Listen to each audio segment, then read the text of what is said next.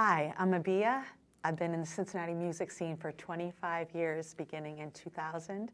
I'm a vocalist and a lyricist and a songwriter, and I am multi-genre, cross-genre, curveball, because you don't know what's coming next, type of musician. And yeah, that's me. So tell us a little bit about yourself. Are you from the Cincinnati area originally?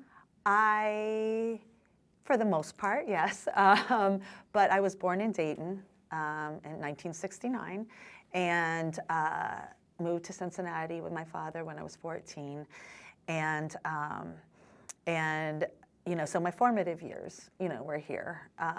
But certainly, you know, my childhood in Dayton also, you know, was impactful, you know, when we look, you know, in retrospect. So, and I have been going back to Dayton a lot lately to perform and to check out their local music scene as well. So I think it's connected. I can claim Dayton as well, but Cincinnati, you know, has been the whole of it, and we have a great music scene here. So tell me a little bit about like the household you grew up. Was it creative? How did you get interested in poetry, arts, that kind of thing? What was your household like? Yeah, well, my mother is an artist, so like she was like fine artist and graphic designer. But you know, when my sister and I, who's 4 years younger, were little, you know, my parents were still married. My mom stayed at home, right? But she still did her artwork, and she would do pen and ink drawings of like covered bridges, you know, around, you know, Beaver Creek or Xenia or something. And so I always saw that. And then, you know, like when I was like 10, 11, and my parents got divorced, like she was, you know, working with graphic design or commercial artist, as they called it then. And so I'd go to the art store with her all the time as well. So I had that exposure to it. And I think that was one of the most impactful things, because I am able to do that as well, like visual art, but that's way on the back burner because the music and the words, I think, is more important. But I think that's a lot where my interest in the arts came, but with like poetry and, you know, getting into music, I think it was from my Nana. Well, my mom and my Nana. So my mother had me reading by the time I was 4 years old. And so, you know, I was like in the 4th grade reading at a 10th grade level or something like this.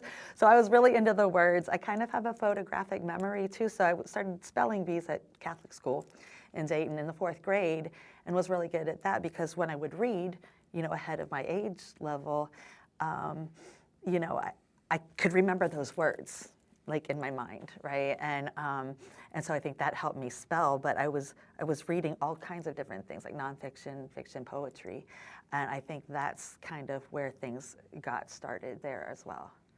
You mentioned your Nana. Who was she? Your Oh yeah, my Nana. I forgot. Yeah, she had me. That was my father's mother. So she was, as far as like current events and analyzing things and like reading, like voracious reader. When I went to her, when I was in high school, I would go to Dayton and stay with her, and we didn't even watch TV. Yeah, so it was just like reading, and I really respected and loved her, and so I saw that was valuable to her. So I'm thinking, you know, maybe that's something, you know, I'm connecting with her, and I love to read as well. So, you know, putting all those things together, I think. Yeah. So when did you go from reading to trying to create poems and things like that? How old were you when you were doing that? Yeah, I think probably around when I was 16 or so. I had, then my mother had moved to Cincinnati, and so I started my junior year, I moved in with her. And so the library, and if I may refer to something over here, had the Seven Hills Review.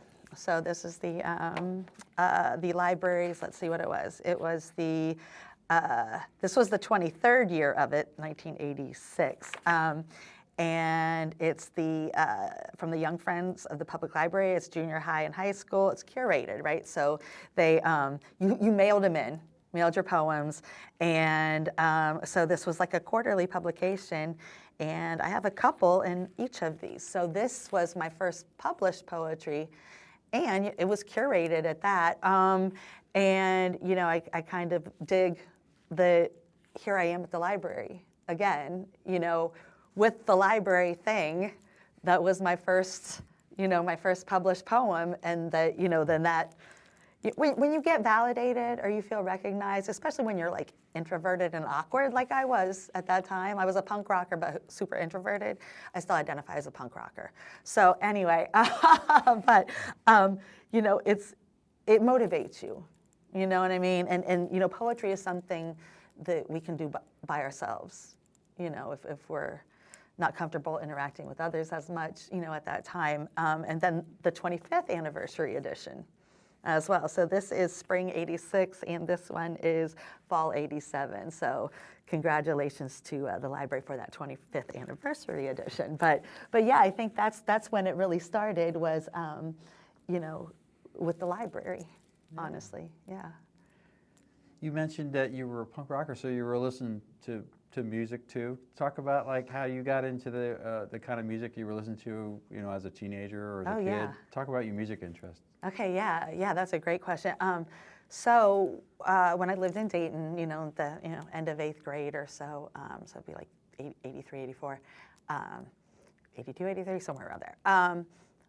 We were close enough to Oxford to be able to get 97 next, kind of, you know, and so I would listen to that, you know, voraciously, and like I think the Go-Go's, you know, We Got to Be, and their album was out, so you know I was like, oh yeah, I loved how they dressed, and you know they were women and all that stuff, and then listening to 97X, you know, it's like you just connect with music. Like we find our music, right? Like that is us, right? And so I love that. I loved new wave. I loved like the clothes and the colors, but I loved the, you know, melodies and everything. And then you know, so listening to all that, and then you know, going to even like when I was a sophomore in high school, going to UC for some shows that they have on campus at UC, like the 3 o'clock, that band.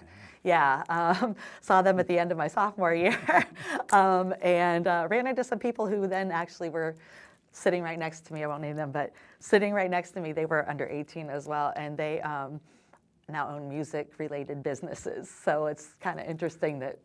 Can you name who those people are? Oh, well, one was Darren Blaze, who, was Shake It Records, who owned Shake It Records, yeah. So, you know, years later, you know, that's I wasn't doing music then at all, but yeah, and then, you know, going to the Jockey Club when I was like 16 or so, and, you know, my first concert there was Love and Rockets, which, you know, decidedly not punk rock, you know, per se, but hell wow. Fucking yes.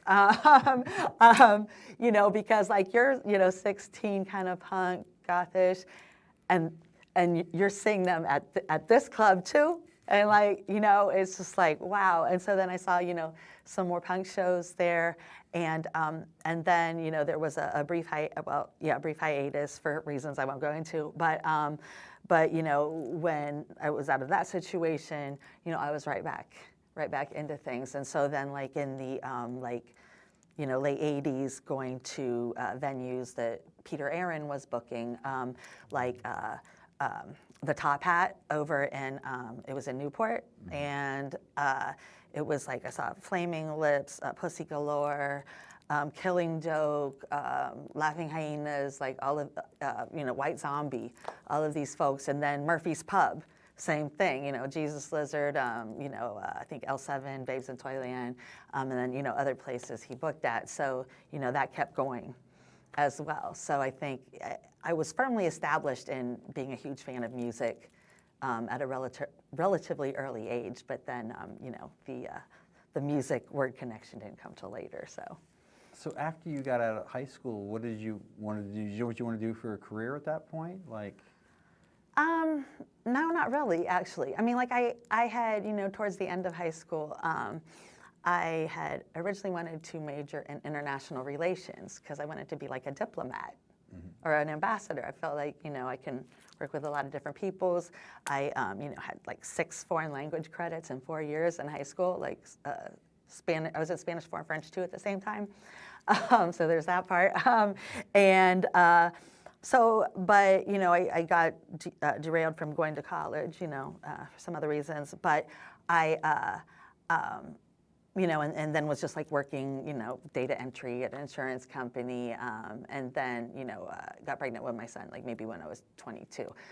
So really didn't have a plan there, but things kind of started maybe 5, 6, 7 years later after that. And all this time you're writing poetry?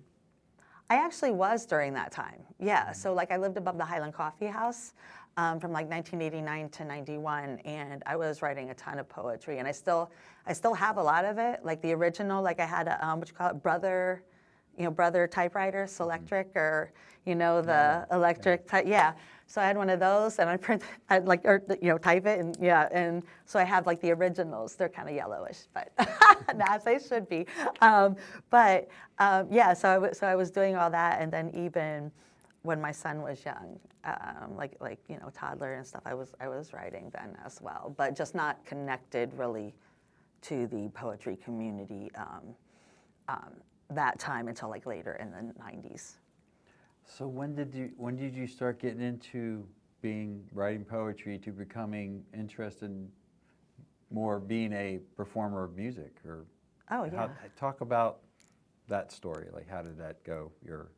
Oh yeah, so timeline for that. Yeah, that's an interesting story. So I was writing poetry, and I was going to like maybe some hip hop shows at the time too. But I was also on like a couple email listservs. What is that? What it was? It used to be called listservs. I don't know. It was like AOL days. I don't know.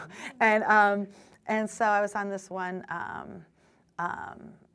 listserv or whatever of writers, and there was somebody who posted about like a internet radio show called Flowbonics, and it was a brother in New York City. His name's Marco Jenkins, but he went by Native Son as his producer name, and he was doing a lot of spoken word with music, like hip hop beats with like more like avant-garde spoken word artists in New York, and so there was a thing saying, hey, send your floetry, or he's trying to get this floetry thing off, like not like the group, but like this is before them, but which was poetry plus beats equals floetry, was the formula there, and so I hit him up, and we connected, and that's when like I went to New York and recorded a song with him, because he's like, look, all you have to do is take your poem and add a hook. That's it. That's a song. That's a song right there, right? And so when somebody puts it to you like that clearly, that's something I could be like, oh yeah, that's totally it. That's all I have to do. So I think that's then where the song and the performing part started, was with him, yeah. And that would have been in the early like 2000, like 2000, 2001. Mm-hmm. Now you mentioned you had gone to like hip hop shows. I guess were you doing that in the 90s? I was going to them, but Right. I think like so, when Native Son had said about putting poetry to beats and all that, it's like, well, I was around hip hop dudes, so who made beats, right? So it's like, okay, well, I think that's why for a long time people considered me hip hop, and I was booking alternative hip hop like 10 years ago here, but I think it's just because it happened that the people making the beats were hip hop. But yeah. the guys that were doing that, like doing beats at that time in this area, in Cincinnati area, where was that happening at that time? Would you say? What were some venues or like hangout Top places? Cats. Top Cats was one of the big ones. So they had, I believe, if I remember correctly, like every Wednesday was like a big one, like big night there. But Top Cats was a big one, I think, and that's mostly where they were, I think, and that have out of town artists. I think they even have Black Eyed Peas. Like, right. Come in there. Yeah, it was like really weird. But yeah, I think so. That was one of the main places as far as hip hop goes. Think Animal Crackers? Yes, Animal Crackers. Mm-hmm. Yeah. So the song, can you tell us about the song that you recorded in New York Yes. Oh, what was the song? Tell us a little bit more about the recording of that song. Sure. So that was Free Wild Muse, and I think that's one of the songs on the Social Stairs. And that really was the jump off. So that was what I went, to New York and I recorded. So it's a very, very wordy poem. Okay, and I don't even know to this day how I remember all the words. But that's what I threw a really catchy hook, on. And now your question is making me think of even more stuff that, that kind of initiated. So I went there, recorded it, and Sean Riney, who was a co-founder of MidPoint Music Festival, he had heard it, and he just loved the melody, and he loved the catchy hook. So he wanted his band, Clabber Girl at the time, to do a live band version of that. So we would perform that. So I have the original track, I can do that too. And then the Clabber Girl, full live band, kind of extended version. But yeah, so that kind of was one avenue of how I got into the music scene here. But then there's another big avenue that got me in around that time as well. That was an interesting time for, I think, music for bands who were trying to get their music out because the internet's just starting to kind of do that. You still kind of have CDs. When you recorded that song, what were your options at that time to try to get it out into the world? I think I burned it on CDs for sure. But I think, did I put that on MySpace? Might have been. Yeah, that was a long time ago. I'm trying to recollect when the different technology started hitting, for sure. So, but yeah, I think it was MySpace was where I think that's right. First. Yeah, that would have been around that era. Yeah, because SoundCloud wasn't popping yet, I don't think. Yeah, so we're gonna go with MySpace. It's plausible. So, but yeah, so that's how I got that out, and then performing it, right, and then. Some of the hip hop producers here would put them on their, compilations or their mix CDs or whatever as well. So I think that's where that started there. So you started performing it, right? With yes, bands? along with rappers or hip hop artists here. Can you give us? You may not remember. What was the first time you kind of did a show, you're on a stage, you were a poet, and now you're gonna stand up on stage and do a music performance? When did that happen? Or was that? Oh goodness!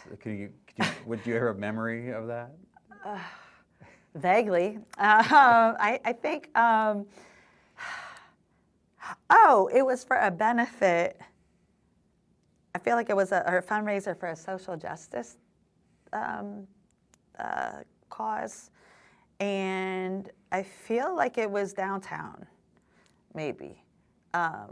But it was some of these other, I think it was one of the other groups.